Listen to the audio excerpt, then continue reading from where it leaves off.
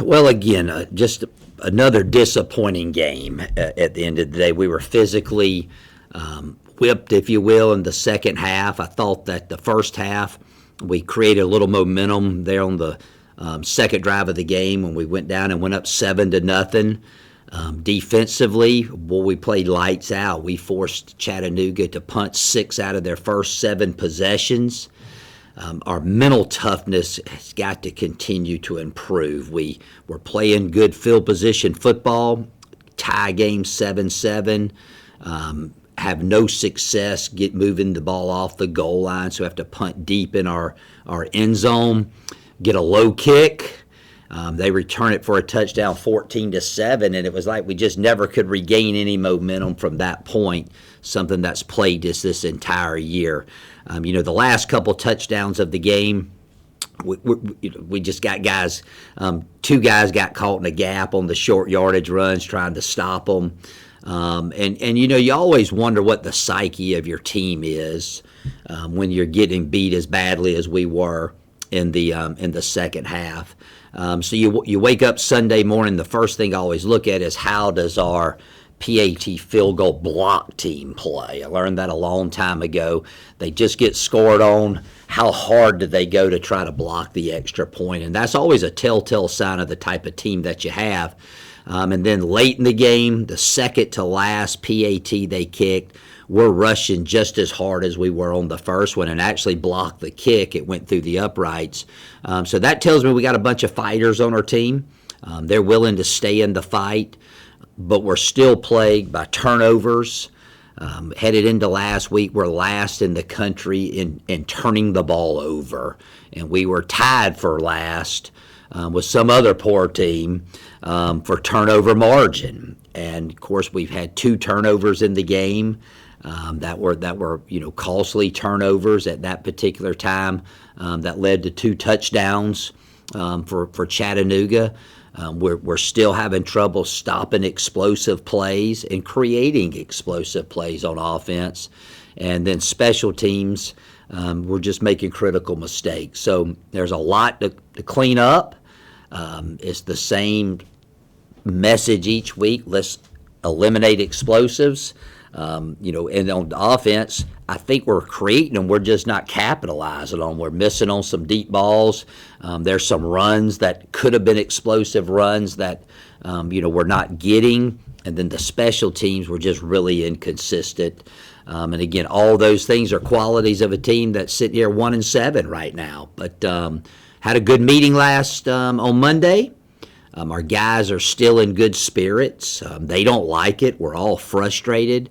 But we're going to keep fighting. And our goal this week is to have a consistent week of practice so that we can be the best we can be Saturday and see if that gives us a chance to be successful. What are some ways you have seen the team improve or grow as the season goes on?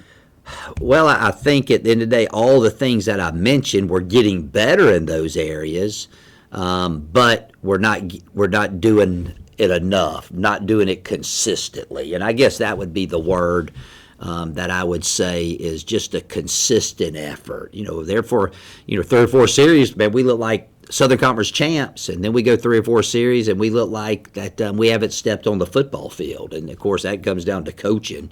But I think the biggest key for us is just being consistent, because every one of those things I mentioned, like turning the ball over, there was a couple of times where we got smart, we threw the ball away. All right, so we got better there. We actually defensively, we stopped the run and the RPO game, but they threw the deep ball really well on us.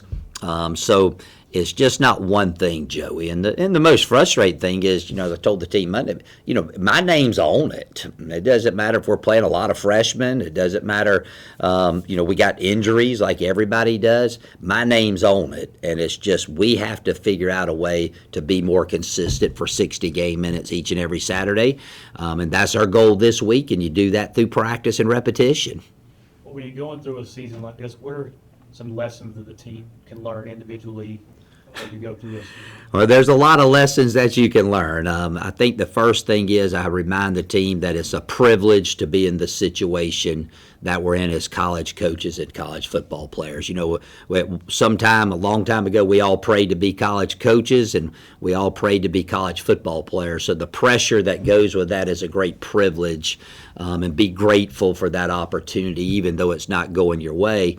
And then to me, the second thing is, remind them of this all the time. It's never too late to do the right thing. It's never too late to turn your day around. It's never too late to turn your season around.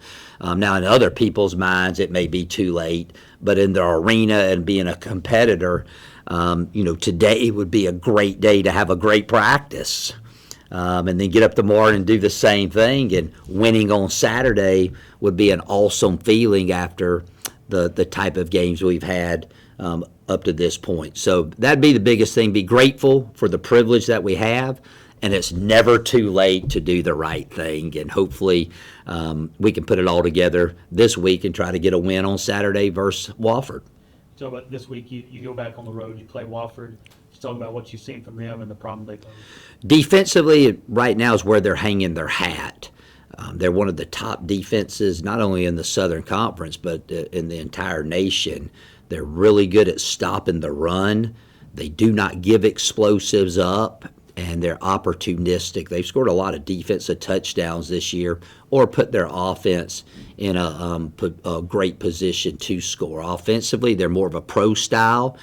They're like to grind it out, run the clock, and then they take shots. And that's something that's plagued us, is the deep ball, covering that. They have elite speed.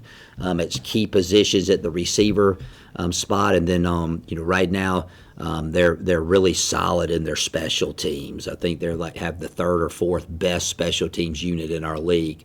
They have been playing a lot of close games. Their record, is a little better than ours, but they've been in every game, whereas we have not been in very many games in the fourth quarter. I think just maybe one game in the fourth quarter we've been in.